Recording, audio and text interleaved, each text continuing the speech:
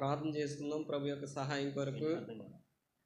ప్రేమ నమ్మకం కలిగిన ప్రియ తండ్రి, నీ ప్రియకుమారుడు మా ప్రభు రక్షకుడైన యేసుక్రీస్తు నామములో మరొక సమయాన్ని మీరు మాకు ఇచ్చారు. కృతజ్ఞతాస్తుతులు. ప్రభు ఆదాం ద్వారా కోల్పోయిన తిరిగిన నీ కుమారుడైన యేసుక్రీస్తు నందు మీరు మాకు రక్షణ వస్త్రాల్ని, తెల్లని వస్త్రాల్ని ప్రభు మీరు మాకు అనుగ్రహించారు.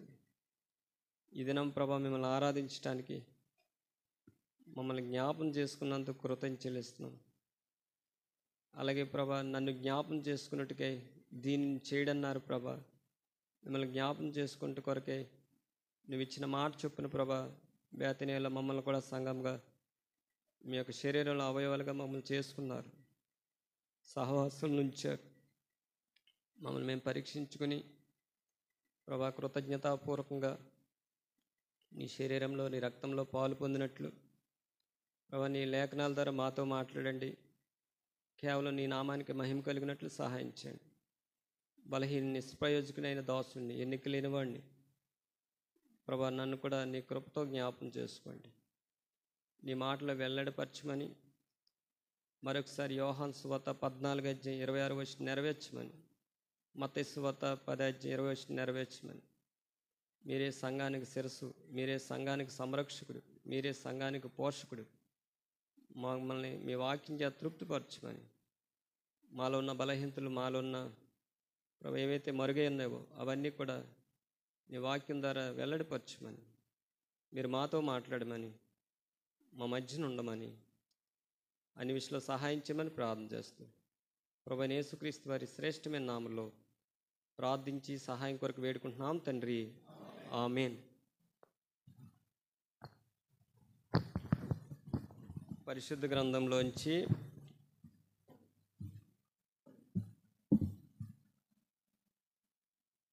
సమూయేలు మొదటి గ్రంథం. మరి సంవత్సరం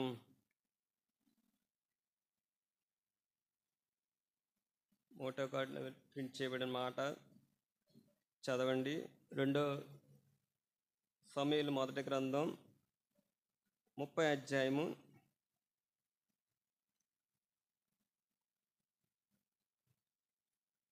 18వ వచనం. సమూయేలు మొదటి గ్రంథం 30 అధ్యాయం 18వ వచనం. ఇలాగన దావీదు అమాలేకులు దోచుకుని పోయిన దానంతటిని తిరిగి తెచ్చుకునను, మరియు అతడు తన 2 భార్యలను రక్షించెను. కుమారులేమి కుమార్తెలనేమి దోపుడు సొమ్మేమి వరెత్తుకుని పోయిన దాని అంతట్లో కొద్దిదేమి గొప్పదేమి ఏది తక్కువ కాకుండా దావీదు సమస్తమును రక్షించింది. ఈ ఉదయకాల సమయంలో మనం అందరం కూడా ప్రభువుని ఆరాధించాం. ప్రభు మనకు తెల్లని వస్త్రాలు ధరింపజేశారు. మనం ఈ లోకంలో జీవిస్తున్నాం కాబట్టి ఆ తెల్లని వస్త్రాలకి బాహ్యమైన వస్త్రాలు అయితే మచ్చలు కనబడతాయి, కానీ మన కంటి చూపుతో అలా ఆత్మ సంబంధమైన ఆ వస్త్రాలకి ఎన్నో మరకలు ఉంటాయి, ఎన్నో డాగులు ఉంటాయి. అది ప్రభువు చూస్తాడు. మనం కూడా చూడాలంటే ఎలా చూస్తామండి చెప్పండి? ఎలా చూస్తాం? మనకు ఎలా కనబడుతుంది? అందుకే కీర్తనకారుడు ఒక మాట అన్నట్టు చూడండి. 119 అధ్యాయము 130 వచనం. నీ వాక్యం ఎల్లడవుతూనే వెలుగు కలుగుద్ది అంటే ఆ వెలుగులో కనబడతాయి. ఏంటండి? మన లోపాలు, మన బలహీనతలు, ఈ మచ్చలు ఎక్కడైతే అంటుకున్నావో వాక్యం ద్వారానే కనబడుతుంది. ఈ నేత్రాల ద్వారా శరీరం మీద ఉందన్నీ కనబడతాయి. ఈ వస్త్రాలకు ఏమంటుకుంటాయి. ఆత్మ సంబంధమైన మనకు అంటుకున్న వస్త్రాల గురించి చూడండి. కొన్ని విషయాలు దేవుని వాక్యం ద్వారా తెలుసుకుందాం.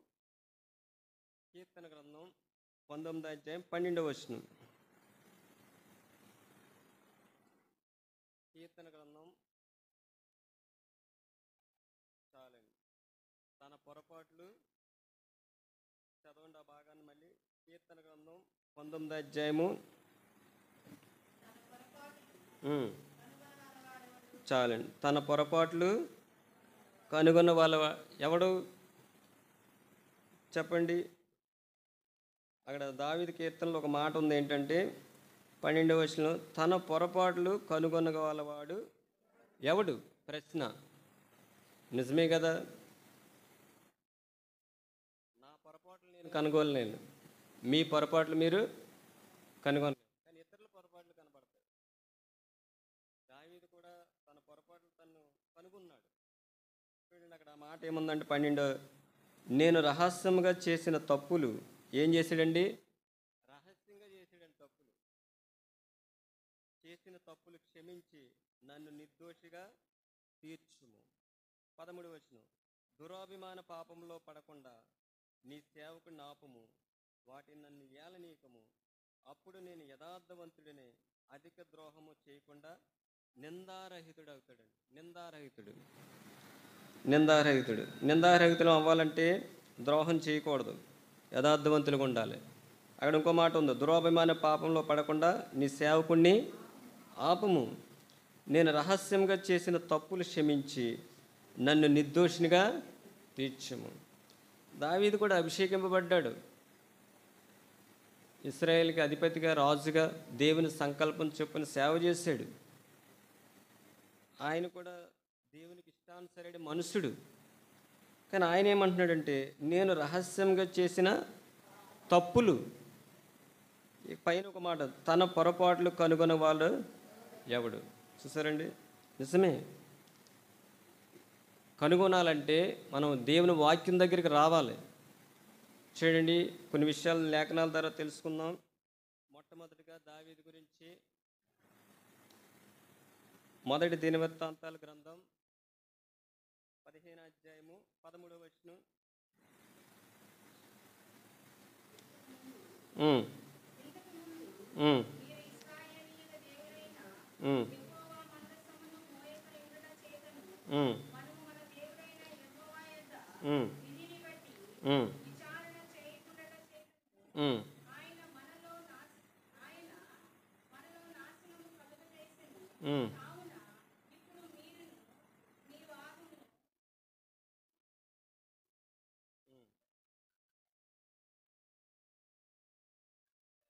చాలండి. దావీదు తన పొరపాట్లు కనుగొంటున్నాడు. ఆయన రాజే, కానీ దేవుని వాక్యాన్ని విరోధంగా జీవించాడు.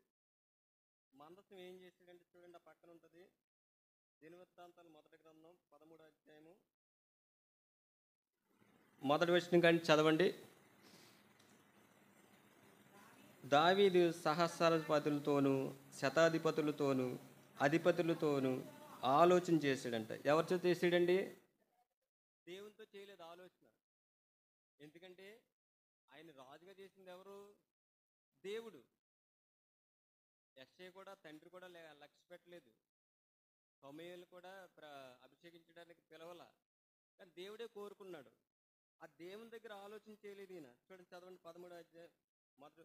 దావీదు సహస్రాధిపతులతోనూ శతాధిపతులతోనూ అధిపతులందరితో ఆలోచన చేసి సమాజంగా కూడిన ఇశ్రాయేలు అందరితో ఇలాగూ సెలవిచ్చును, ఈ యోచన మీ దృష్టికి అనుకూలమై మన దేవుడైన యెహోవా వలన కలిగిన ఎడల ఇశ్రాయేలు నివాస ప్రదేశం అంతటా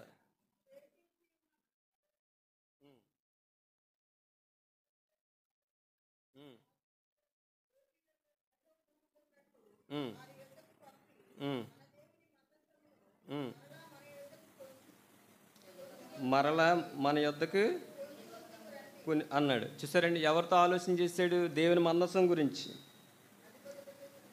4వ వచనం చదువు. ఈ కార్యము సమాజులందరికీ దృష్టికి వాళ్ళకు అనుకూలమైంది, కానీ దేవునికి ప్రతికూలమైంది. అర్థమైందండి? అందుకే నేను ఈ సావాసంలో తెలుసుకున్నది ఏంటంటే, భక్సింగ్ గారు, ప్రభు చిత్తం అయితే, దేవుని చిత్తం అయితే, సావాసంలో నేను ముఖ్యంగా తెలుసుకున్నది, ఎంతోమంది దైవ సేవకులు చెప్పిన మాట, ప్రభు చిత్తం అయితే. ఇక్కడ కూడా ఒక మాట చూడండి, దావీదు ఏం చేశాడంటే మందసాన్ని మోసుకురావడానికి వారితో ఆలోచన చేశాడు, మనుషులతో ఆలోచన చేశాడు. చదవండి. ఈ కార్యము అనుకూలమే గనుక జనులందరూ ఆ ప్రకారం చేయమని రాజు చెప్పారు. 5వ వచనం, కాగా దేవుని మందసము చదవండి. ఉమ్,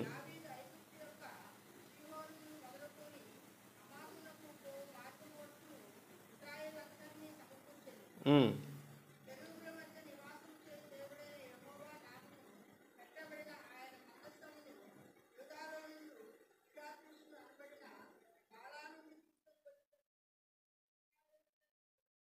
ఉమ్.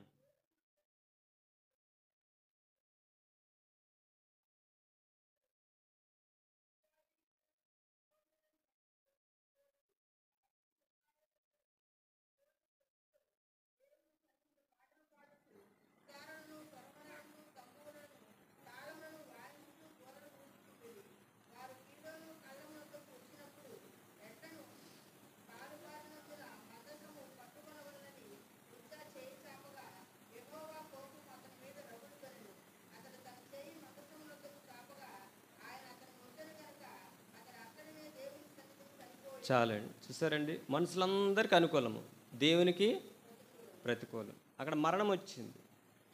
దేవుని వాక్యానికి నువ్వు ఏదైనా విరోధంగా చేసావనుకో నీకు సమాధానం ఉండదు.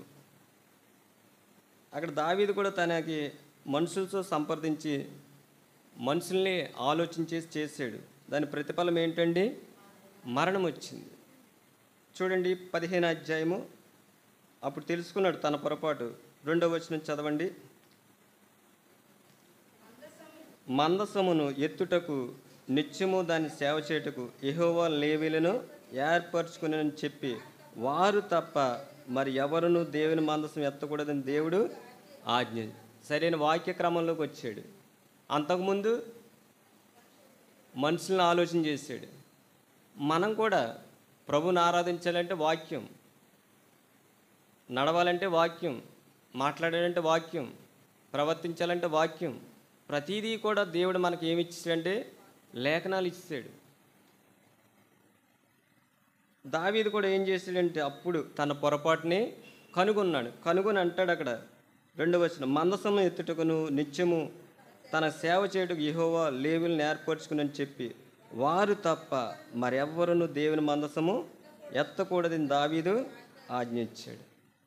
13వ వచనం చదవండి. ఇప్పుడు ఇంతకు ముందు మీరు ఇశ్రాయేల్ దేవుడైన యెహోవా మందసమును మోయక యుండుటి చేత మనము మన దేవుడైన యెహోవా యొద్ద విధిని బట్టి విచారణ చేయకుండా చేత ఆయన మన నాశనము దావీదే. కానీ ఎవరు పొరపాట్లు చేస్తున్నా కానీ దేవుడు ఊరుకోడు. సేవకుడైనా సేవకురాలైనా విశ్వాసైనా ఎవరైనప్పటికీ కూడా వాక్యానికి విరోధంగా జీవిస్తే మాత్రం అక్కడ ఏమొస్తుందండి? శిక్ష వస్తుంది. దావీదే తప్పించుకోలే. అందుకే మనం చదివాం కీర్తన గ్రంథం 19:12 ఏముందంటే తన పొరపాట్లు కనుగొన్నవాడు ఎప్పుడు కనుగొన్నాడు? ఆ శిక్ష వచ్చినప్పుడు కనుగొన్నాడు. అప్పుడు అంటున్నాడు లేవీయులు తప్ప ఎవరు కూడా మోయకూడదు. 2వ పొరపాటు చూడండి. 2వ పొరపాటు కూడా కీర్తన గ్రంథం 51 అధ్యాయము 1వ వచనం. కీర్తన గ్రంథం 51 1వ వచనం చదవండి. ఉమ్, ఉమ్, ఉమ్, ఉమ్, ఉమ్, ఉమ్, ఉమ్, ఉమ్, ఉమ్, ఉమ్, ఉమ్. చాలండి. ఇక్కడ కూడా తన పొరపాట్లు తనకు అనుకుంటున్నాడు. ఆ పైన ఉంటుంది చూడండి, దావీదు బెత్షెబా యొద్దకు వెళ్ళిన తర్వాత నాతాను ప్రవర్తన అతని యొద్దకు వచ్చినప్పుడు అతడు రచించిన కీర్తన. రాజే కదా, అంతఃపురంలో చేసాడు రహస్యమైన పాపం. కానీ ఎవరికి తెలుసండి? ఎవరో తెలుసు? దేవుడు తెలుసు. అక్కడ చెప్తున్నాడు తన పొరపాట్లు తను కలుపుకుంటున్నాడు. ఏమంటున్నాడంటే నా అతిక్రమం నాకు తెలిసే ఉన్నవి, నా పాపము ఎల్లప్పుడూ. ఎందుకంటే ధర్మశాస్త్రంలో ప్రభు ఇచ్చాడు, 10 ఆజ్ఞలు ఇచ్చాడు. పొరుగువాని భార్యని ఆశించకూడదు, నీ పొరుగువాని దేది కూడా ఆశించకూడదు, వ్యభిచరింపకూడదు. కానీ దావీదు ఏం చేశాడంటే రాజు కదా, ఎవరు అడుగుతారండి రాజుని? అధికారం ఉంది, రాజ్యం ఉంది, దేవుడు కోరుకున్నాడు, దేవుడు పిలుచుకున్నాడు, అభిషేకించాడు. నువ్వు పొరపాటు చేస్తున్నావని ఎవరు ఎదురిస్తారు? కానీ ఆ లేఖనంలో ఆ మాట, తన పొరపాట్లు కనుగొన్నవాడు ఎవడు? ఇక్కడ కనుగొన్నాడు. 4వ వచనం, నీకు కేవలం నీకే విరోధంగా నేను పాపం చేశాను, నీ దృష్టి ఎదుట నేను చెడుతనము చేసి ఉన్నాను అంటున్నాడు. ఒప్పుకుంటున్నాడు. అంతగా మాట చూడండి, 7వ వచనం, నేను పవిత్రుడైనట్లు ఇసుకతో నా పాపం పరిహరింపుము, హిమము కంటే నేను తెల్లగా ఉండినట్లు నీవు నన్ను కడు. అంటే అపవిత్రుడైపోయాడు. పొరుగువాని భార్యను ఆశించి ఏమైపోయాడండి? అపవిత్రుడైపోయాడు, పాపం చేశాడు, చెడుతనం చేశాడు. కడగమంటున్నాడు ప్రభువుని. ఇంకో మాట అంటాడు చూడండి, 9వ వచనం, నా పాపములకు విముఖుడు కమ్ము, నా దోషములన్నిటిని తుడిసివేము, దేవా నా యందు శుద్ధ హృదయం ఏమైపోయిందంటే శుద్ధి లేదు, దేవుడితో సమాధానం లేదు, సహవాసాన్ని కోల్పోయాడు. నా అంతరంగంలో స్థిరమైన మనసు నూతనం పుట్టించుము, నీ సన్నిధిలో నుండి నన్ను త్రోసివేయకుము, నీ పరిశుద్ధాత్మను నా యొద్ద నుండి తీసివేయొద్దండి. ఆత్మను తీసేయొద్దు అంటున్నాడు, పరిశుద్ధాత్మను. ఇంకేమంటాడంటే, నీ రక్షణ ఆనందం నాకు మరలా పుట్టించు. రక్షణ ఆనందం పోయింది. ఈ సమయంలో దావీదు జీవితంలో మొట్టమొదటిగా మందసాన్ని లేవిలి మోయాలి, కానీ కొత్త బండి మీద మోయించాడు. రెండోదిగా చూస్తే పొరుగువాని భార్యను ఆశించకూడదు, వ్యభిచరింపకూడదు. ఏం చేశాడండి? ఆశించాడు, దాని ప్రతిఫలం కూడా పొందాడు, కనుగొన్నాడు. మూడోది చూడండి, మూడో విషయం 2 సమూయేలు గ్రంథం 24వ అధ్యాయము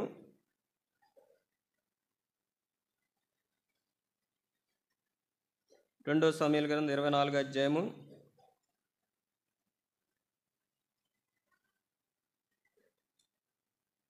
1వ వచనం చదవండి.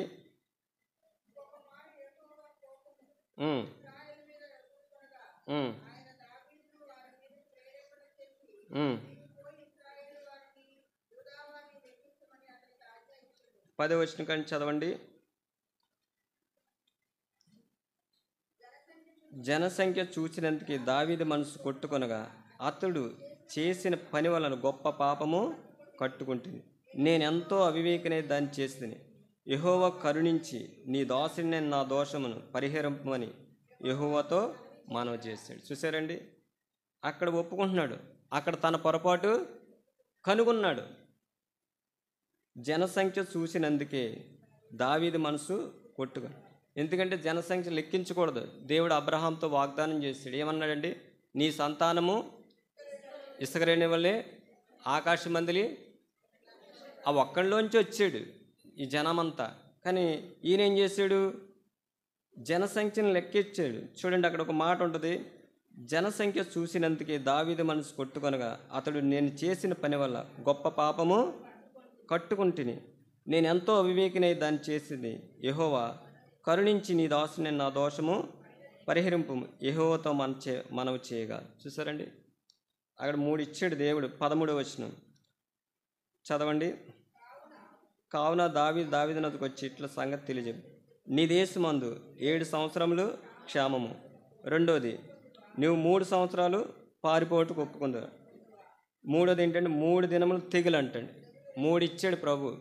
ఏంటంటే మొట్టమొదటికి 7 సంవత్సరాలు క్షేమము, రెండోది 3 నెలలు శత్రువులు ఏదంటే పారిపోట, 3 దినములు తెగులు. 3 అయితే ఆయన ఏమంటాడంటే తెగులుకే ఒప్పుకున్నాడు. ఒప్పుకుని 17వ వచనంలో అంటాడు చూడండి, ఆ భాగంలో,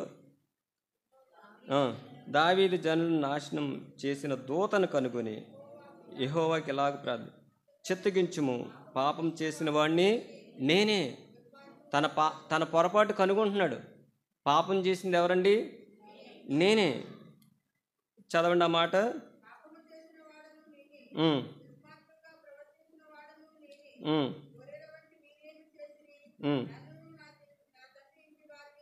అది చూసారు, తన పొరపాటు కనుక్కుంటున్నాడు. ఇది మూడోది.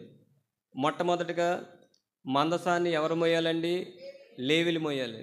కానీ బండి మీద మోయించాడు. అక్కడ ఉజ్జాకు మరణం వచ్చింది.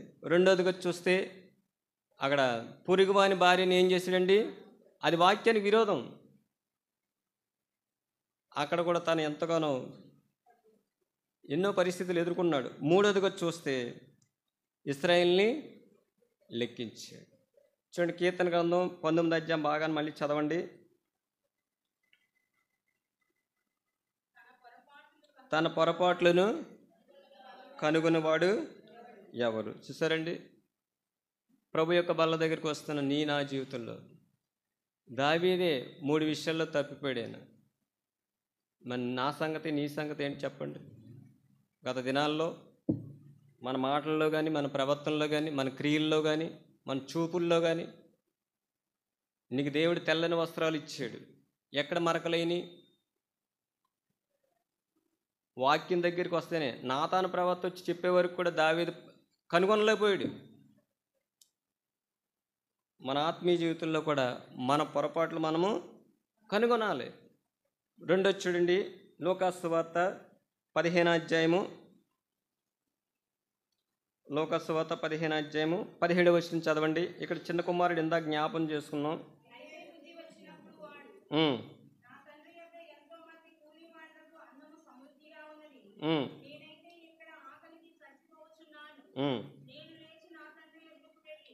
చాలండి. ఇక్కడ 17వ వచనం ఏమంటున్నాడంటే తన పొరపాటు తనకు అనుకుంటున్నాడు. ఎప్పుడండి? బుద్ధి వచ్చినప్పుడు. బుద్ధి ఎలాగొస్తుంది మనకి చెప్పండి? అయితే బుద్ధి వచ్చినప్పుడు వాడు నా తండ్రి యొద్ద ఎంతోమంది కూలి అన్నం దొరుకుతుంది. తన పొరపాటు తనకు అనుకున్నాడు. తండ్రి యొద్ద సుఖం ఉంది, ఇంకేముందండి? ప్రశస్తమైన వస్త్రం ఉంది, అధికారం ఉంది, తను ఆ ఇంట్లో ఏమైనా తినొచ్చు, సమృద్ధి ఉంది. కానీ ఆ చిన్న కుమారుడు ఏం చేశాడంటే తండ్రికి విరోధంగా దూరం వెళ్ళిపోయాడు. అక్కడ అయితే బుద్ధి వచ్చినప్పుడు వాడు నా తండ్రి యొద్ద ఎంతోమంది కూలివాండ్రులు అన్నం సమృద్ధి, నేనైతే ఎక్కడికి ఆకలికి చచ్చు. కనుగొన్నాడు, తన పొరపాటు కనుగొని ఏం చేశాడండి? 18వ వచనం, నేను లేచి నా తండ్రి యొద్దకు వెళ్ళి, తండ్రి నేను పరలోకం విరోధంగా నీ ఎదుట పాపం చేశానని కనుగొన్నాడు. ఏమంటాడు? 19వ వచనం చదవండి. ఇక మీదట నీ కుమారుని అనిపించుటకు యోగ్యుడను కాను, నన్ను నీ కూలి వారిలో ఒకనిగా పెట్టుకోమని అతనితో చెప్పుననుకుని లేచి తండ్రి యొద్దకి వచ్చాడు. చిన్న కుమారుడు కూడా తన పొరపాట్లు కనుగొన్నాడు. దావీదు కూడా తన పొరపాట్లు కనుగొన్నాడు. మరి మనము, మన సంగతి ఏంటి చెప్పండి? అక్కడ ఏం చేస్తాడని చూడండి. లూకాసు సువార్త 15వ అధ్యాయంలో 20వ వచనం చదవండి.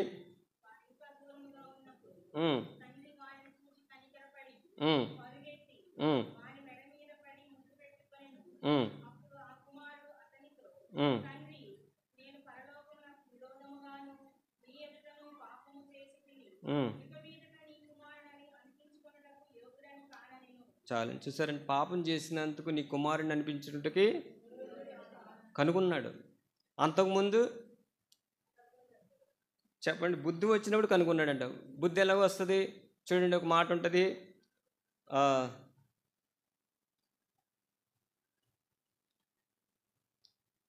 దానియేలు గ్రంథంలోనూ ఇక్కడ ఒక మాట ఉంటుంది చూడండి.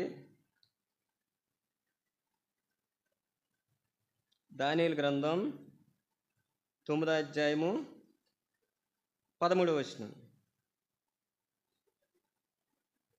చదవండి. మోషే ధర్మశాస్త్రం నందు రాసిన కీడంతయు మాకు సంభవించినను మేము మా చెడు నడవడి మానక పోతిమి.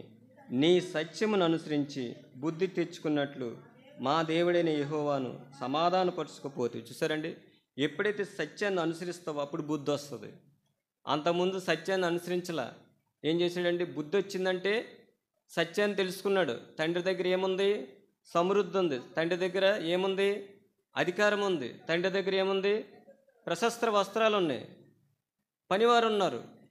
కానీ ఎప్పుడైతే బుద్ధి వచ్చిందో ఏం చేశాడండి? మళ్ళీ సత్యాన్ని అనుసరించాడు, తండ్రి యొద్దకు వచ్చేసాడంతే.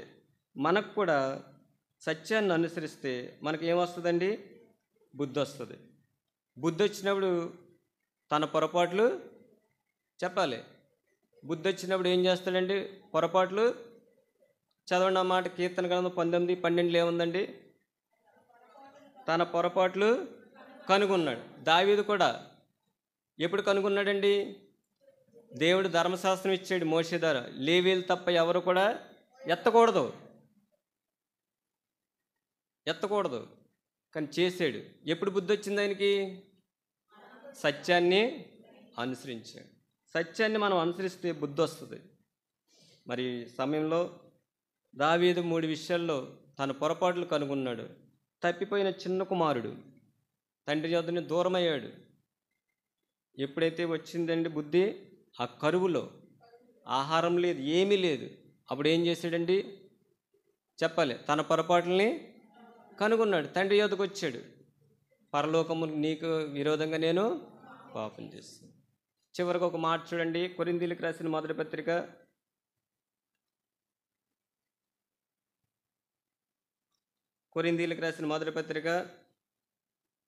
11వ అధ్యాయము 28వ వచనం. కాబట్టి ప్రతి మనుషుడు తను తాను పరీక్షించుకుని అలాగు చేసి ఆ రొట్టెని తిని ఆ పాత్రలోంది త్రాగుని. మనం కూడా మన పొరపాట్లు మనమే కనుగొనాలి, మనమే పరీక్షించుకోవాలి. ఎందుకంటే మనకు తెలుసు దేవుని వాక్యానికి విరోధంగా ఎక్కడ జీవించాము. వాక్యమే సత్యం. యేసుప్రభు నేనే మార్గం, నేనే సత్యం, నేనే జీవం. మన వాక్యాన్ని చూసుకోవాలి, మనం చూసుకోవాలి. గత వారంలో ఎక్కడ తప్పిపోయావు, ఎక్కడ పడిపోయావు? అబద్ధమాడావా? మోసం చేసావా? అన్యాయం చేసావా? వాక్యాన్ని చూసుకోవాలి. వాక్యం ఏంటండి? సత్యం. ఎప్పుడైతే సత్యాన్ని అనుసరిస్తావో ఏమొస్తుందండి? బుద్ధి వస్తుంది. బుద్ధి వచ్చినప్పుడు ఏం చేస్తాం? మన పొరపాట్లు మనము కనుగొంటాం. అటువంటి కృప దేవుడు అనుగ్రహించిన కాక ప్రార్థన చేసుకుందాం.